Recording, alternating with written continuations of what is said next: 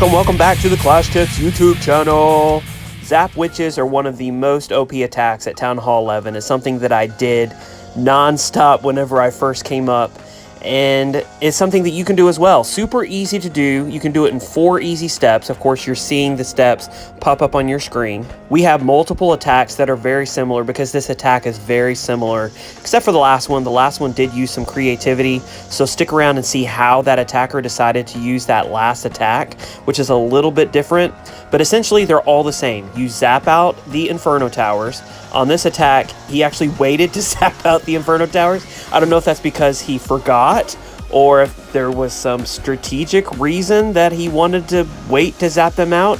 But typically, I like to zap them out in the very beginning, because if I don't zap them out in the very beginning, I'm going to forget, and then I'm going to look and see that those Inferno Towers are taking down my Skellies and my Witches, and I'm going to immediately go, oh my gosh, oh crap, what do I do?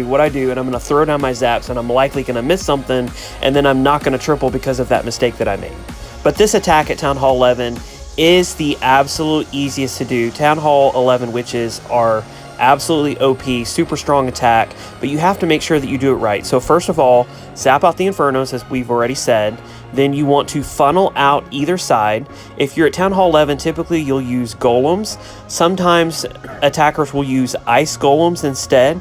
So it kind of depends on your attack. There are a little bit different ways that you can actually funnel for your witches as well. But in the majority of cases, you're going to use golems, and then you're going to use 2 to 3 witches behind those golems. I typically use 3 witches, and I do it on either side. You typically do not want to attack at a corner. You want to attack on the broad side or the long side of the actual base, so that way your troops can be funneled correctly, properly, go into the base, all of that. As far as bases goes, these bases that are square in shape, that don't have a lot of variation, those are the ones that are going to be the easiest to use this attack on.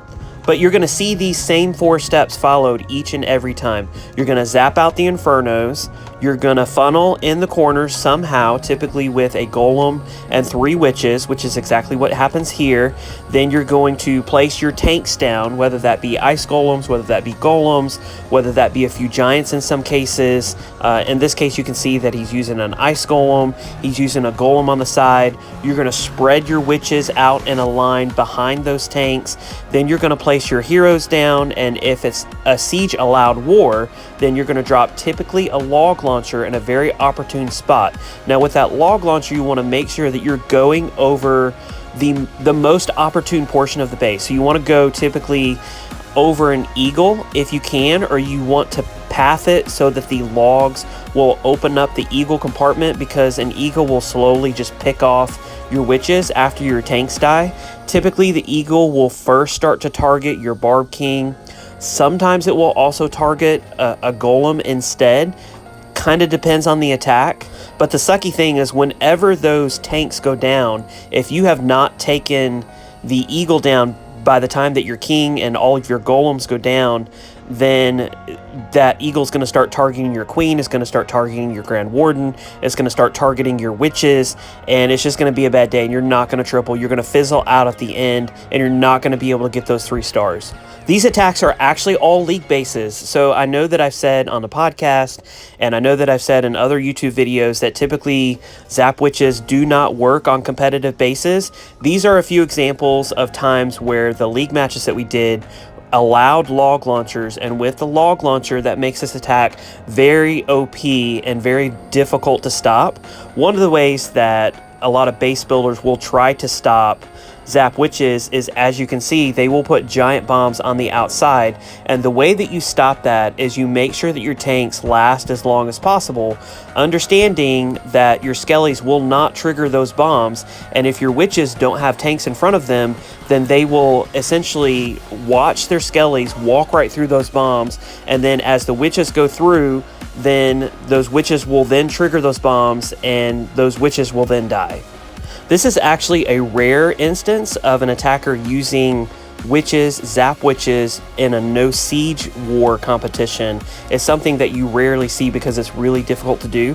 He did it very, very well, but used the exact same principle. So he's going to zap the infernos first, and then he's going to funnel at the top, funnel at the bottom. In this case, I love that he used a baby dragon to funnel at the top, and that's an example of whenever you can use alternate options to funnel in different places, but you have to funnel because you want to make sure that the witches go where you want them to go. So again, in this case, zap the infernos, funnel on both sides, line up your witches. In this case, he's using bowlers behind it. In the attack before this, they actually use super archers. In the attack after this, actually, the attacker's going to use super archers in behind. Whenever I typically do a zap witch attack, I'm typically only using witches.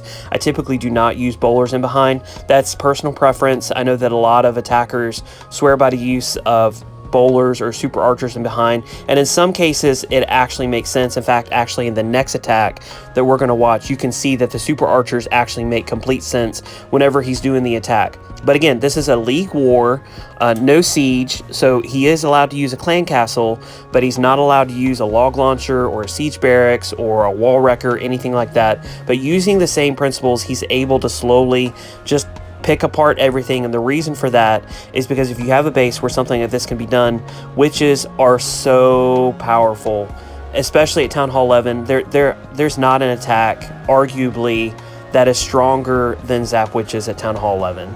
As long as you funnel, as long as you make sure that the heroes go down the center to get all of that value, you can make sure that you're going to 3-star pretty much every time. In this case, he did get a little lucky because he had some separation. His tanks died that were in front of his witches, and he was able to get that 3-star, but that just proves how powerful this strategy is at Town Hall 11.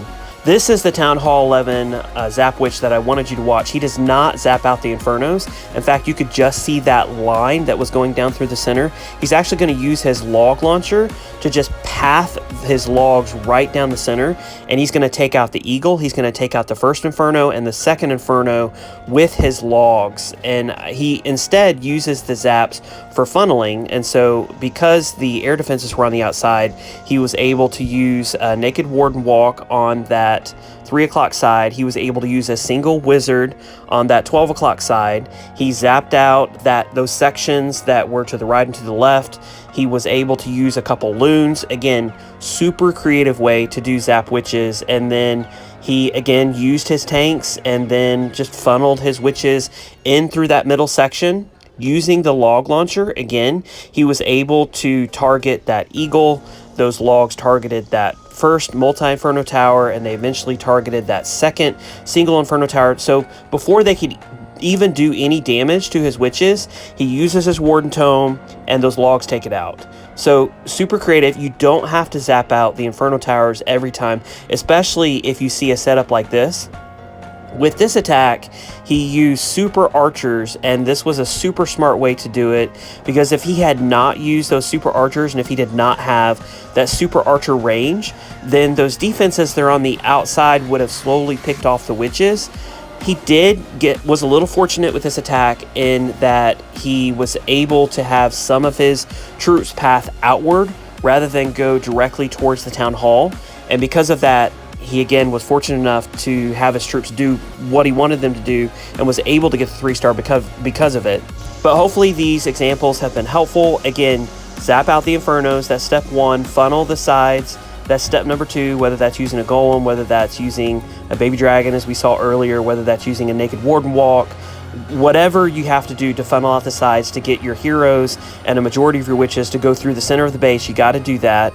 And then, of course, line up your witches, line up your tanks first, then your witches, and then put your heroes. And if you're allowed to use a log launcher, put your log launcher down behind. And it's super easy. The easiest attack strategy at Town Hall 11. Easier, more successful than dragons. Easier, more successful than E-Drags, and hopefully it was helpful. If you like this video, like, comment, and subscribe, and we'll see you next video.